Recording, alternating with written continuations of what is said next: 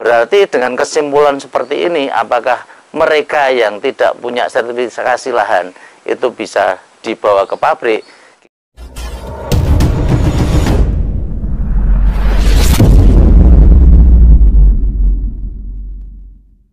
Assalamualaikum warahmatullahi wabarakatuh. Berkaitan dengan umbi produksi di tahun 2022, ini sangat ditunggu sekali kabarnya oleh banyak para petani, terutama petani porang. Saat ini menunggu harga di 2022 itu harganya berapa. Terus yang kedua, kapan itu pabrik buka. Kemarin kita sudah diinfo dari pabrik pada dasarnya minimal untuk umbi produksi itu akan diterima di bulan 4. Tetapi untuk hari ini, tadi saya barusan dapat kabar berita, untuk umbi produksi ada kemungkinan nanti diterima mulai atau pabrik mulai buka nanti setelah Lebaran. Nah, mengapa pabrik itu belum buka untuk saat ini sampai waktu yang ditentukan kemarin? Nah, karena ada permasalahan yang ada di dalam pabrik ataupun di tingkat petani. Yang jadi permasalahan ini tentunya tidak jauh atau tidak kurang dari registrasi lahan yang kemarin sempat kita upload. Mengapa harus registrasi lahan dan bagaimana caranya? Ini silahkan simak nanti konten yang saya sebelumnya yang di sini. Ini mengapa dan cara untuk registrasi lahannya di sini. Ini caranya, silahkan dibuka nanti. Karena di situ untuk guidance-nya sudah saya bikin gamblang, mudah, dan pada dasarnya mengerti. Tinggal mengikuti prosesnya. Nah, kenapa hal itu dibutuhkan? Barusan saya juga mendapatkan WA dari salah satu pabrik. Itu filenya seperti ini. Ya. Yang jelas ini ada beberapa yang perlu diisi. Ya, sebelum nanti kita distribusi barang ke pabrik.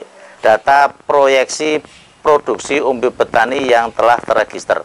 Nomor 1, nama, nomor sertifikat, luas lahan, bibit yang ditanam, kata tahun berapa biji, umbi tahun berapa biji, jumlah kapasitas pohon dan proyeksi panen sekitar berapa ton. Nah, ini data-data ini nanti akan kita butuhkan ya untuk distribusi nanti ke pabrik. Ini untuk teman-teman petani semua yang kira-kira sudah memenuhi persyaratan, nanti untuk distribusi ke pabrik nanti bisa diinfo ya, bisa diinfo di WA ke saya ke sini. Kira-kira nanti akan saya kirim ke pabrik. Itu jumlahnya sekian. Ini data-data yang akan dibutuhkan untuk pabrik. Nanti akan kita bawa ke pabrik data ini. Silahkan nanti dihubungi WA ini, atau mungkin format itu nanti diisi, diinformasikan. Nah, nanti secara otomatis data-data itu kita rekap semua, nomor 1, 2, 3, 4, 5, 6 nanti akan kita ajukan ke pabrik. Nah, supaya nanti distribusi dari petani itu tidak mengalami hambatan. Nah, untuk saat ini ada perusahaan-perusahaan, banyaknya perusahaan porang yang ada di Indonesia, mungkin puluhan ya, puluhan, dan tahun kemarin mungkin ada sekitar 30 atau 40 pabrik lah yang sudah berdiri di bumi Indonesia ini. Dan kebetulan informasi yang saya dapat kemarin dari salah satu tokoh penggerak atau penggiat petani porang yang di Jawa Tengah, itu baru ada 4 pabrik yang di Jawa Timur yang sudah lolos dalam pengurusan surat. Baru 4 pabrik yang ada di Jawa, dan ada 2 pabrik yang di Sulawesi yang itu sudah mengurus izin-izin untuk ekspor dan sebagainya. Nah, berkaitan dengan registrasi petani itu sudah datanya sudah masuk dan mereka sudah fix ya, fix untuk bisa melakukan kegiatan ekspor. Nah, pabrik-pabrik yang lain ini kelihatannya belum terdaftar, belum bisa beroperasi. Tetapi tadi pagi saya justru malah mendapatkan kabar dari salah satu ya orang pabrik, ya, pabrik yang cukup besar di wilayah Jawa Timur. Ya, ini justru malah menginformasikan bahwa saat ini itu baru ada 3 pabrik yang bisa ekspor, yang bisa terpenuhi dari registrasi lahan dari petani sudah terpenuhi dan semuanya sampai dengan rumah kemas produksinya sudah beres. Ini baru 3 pabrik.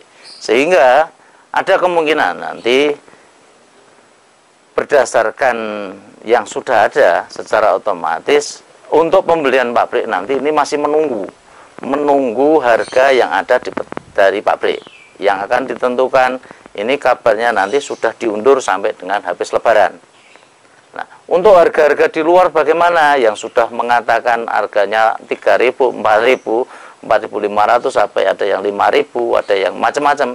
Tentunya harga-harga itu ialah diberikan atau mungkin di sebagian pengepul itu sudah berani untuk memberi harga. Tapi yang jelas untuk dari pabrik sendiri butuh data yang seperti ini tadi. Nah, ini data-data ini yang diperlukan supaya saya katakan dulu bahwa petani itu harus mulai pintar untuk direct langsung ke pabrik. Dan pabrik ini sudah meminta data-data dari petani, nanti akan kita bawa data ini ke pabrik. Dan ini untuk teman-teman petani yang ada dimanapun, silahkan informasikan ya, jumlah umbinya nanti berapa, data ini perlu diisi, estimasi di tahun 2022 ini, supaya nanti data itu pabrik juga ada. Namanya ini, nomor sertifikat lahannya ini, dan sebagainya, itu akan kita bawa pabrik. Berarti dengan kesimpulan seperti ini, apakah mereka yang tidak punya sertifikasi lahan, itu bisa dibawa ke pabrik, kita belum tahu. Kita belum bisa menjawab itu semua. Nah, silahkan Anda menyimpulkan sendiri dengan adanya ini. Saya tidak berani komentar apakah bisa atau tidak. Yang jelas dari kemarin kita menganjurkan untuk segera ya, untuk segera meregistrasi lahan itu supaya semuanya jalan. Dari pabrik juga bisa jalan, bisa bekerja, dari petani juga mempunyai perlindungan, yang dari pemerintah juga bisa mengurus bekerja sama dengan negara-negara tujuan dari ekspor kita. Ini suatu rentetan yang harus kita sukseskan bersama-sama. Kemarin saya juga ada tokoh-tokoh dari penggerak perang yang ada di Solo ini mengajak ngopi bareng. Intinya kita harus berjuang.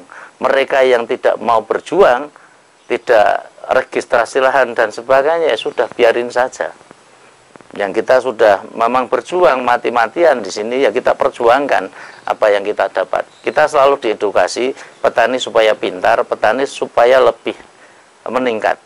Nah, kendala apa yang terjadi kemarin, ada yang menyatakan kalau lahan saya kecil, apakah perlu sertifikasi lahan dan sebagainya. Kemarin sudah kita jawab ya, yang lahan-lahan kecil silahkan dikumpulkan membentuk yang namanya kelompok tani atau kapotan. Yang ngurus registrasi lahan berarti dari kelompok tani atau kapotan. Atau yang sudah berwujud koperasi, ya koperasinya yang mengurus yang namanya registrasi lahan.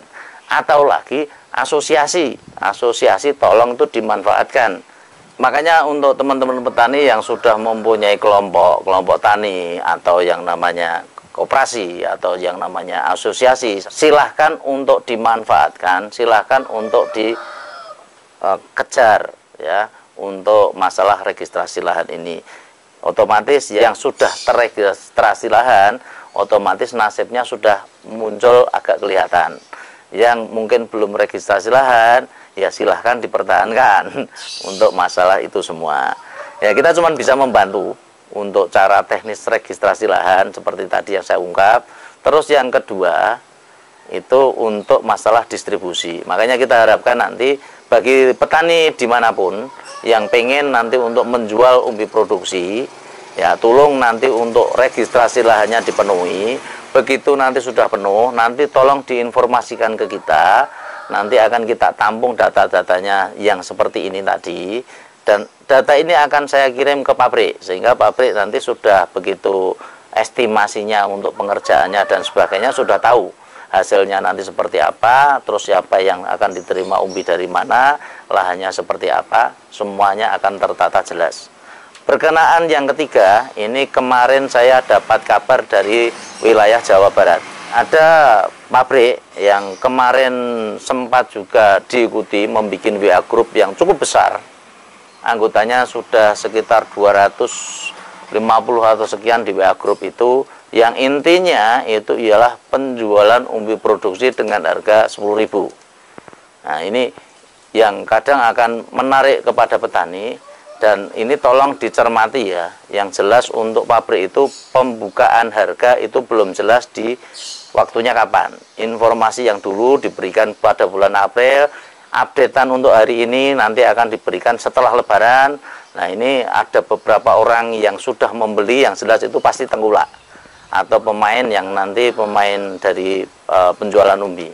Nah, ini otomatis harus kita pahami, karena untuk umbi yang kemarin sampai memberikan harga 10.000 itu saya simak, itu ternyata pembayarannya bukan ke rupiah, tapi masalah ke pembayaran itu dengan koin kripto. Nah, saya sendiri mungkin belum tahu persis, yang jelas untuk dunia kripto, dunia yang crazy rice kemarin itu kan sangat menghebohkan ya. Kita tolong mulai hati-hati apakah itu benar atau salah. Yang jelas perlu dicermati, perlu lebih waspada supaya kita menjadi aman. Untuk mereka yang masih bingung ya, kalau menjualnya nanti dengan harga seberapapun yang kita informasikan kemarin, petani supaya direct langsung ke pabrik, dan pabrik akan memberikan harga yang memang dibuka dengan harga segitu. Insya Allah nanti untuk setelah buka kita akan diupdate untuk harga itu sekitar 1 minggu sekali. Ya, ini nanti akan kita update juga kepada petani. Nanti yang bertanya silahkan bertanya di nomor WA harganya berapa dan sebagainya. Nah, kita tidak akan bisa memberitahu ya ke petani. Nanti dari kemarin sudah WA banyak, nanti tolong diinfo, nanti tolong diinfo. Yang jelas kita mohon maaf, saya tidak bisa memberikan info. Kalau Anda bertanya, mungkin saya bisa menjawab, karena nomor yang tiap hari WA kita itu banyak sekali. Ya, ini yang jelas perlu disiapkan tadi untuk nomor sertifikasi lahan, data-data yang dibutuhkan silahkan dikirim ke kita, akan kita data. Nanti dari tanaman porang, dari katak itu seperti apa, yang dari umbi nanti seperti apa, nanti tolong dikirim. Nah, supaya kita bisa memberikan info ke pabrik, sehingga nanti untuk petani sudah tidak mengalami kesulitan lagi di dalam penjualan umbi porang. Untuk harga masih kita menunggu ya, masih menunggu. Nah, untuk masalah informasi di luar seperti apapun, yang jelas kita belum bisa. Karena seperti tadi yang kita utarakan, tokoh yang ada di Jawa Tengah itu menginformasikan baru ada 4 pabrik, itu pun wilayahnya di Jawa Timur yang sudah komplit untuk persyaratan. Yang di Sulawesi baru ada 2. Nah, dari orang pabrik sendiri baru menginformasikan, ini pabriknya juga di Jawa Timur, itu baru ada 3 perusahaan yang sudah selesai untuk data-data dan semuanya, dan mereka bisa mengantongi izin ekspor. Nah, ini perlu jadi waspada ya. Di luar dari itu tentunya ada sebuah permainan-permainan yang seperti saya utarakan kemarin, untuk mafia porang itu tidak cuma di penjualan bibit, nanti untuk penjualan umbi dan sebagainya, ini juga akan ada permainan-permainan yang perlu kita waspadai dan perlu kita hati-hati sekali. Ya, mungkin dari saya yang bisa saya sampaikan itu dulu. Kita ucapkan terima kasih. Apabila ada salah kata, mohon maaf yang sebesar-besarnya. Billahi taufik wal hidayah. Wassalamualaikum warahmatullahi wabarakatuh.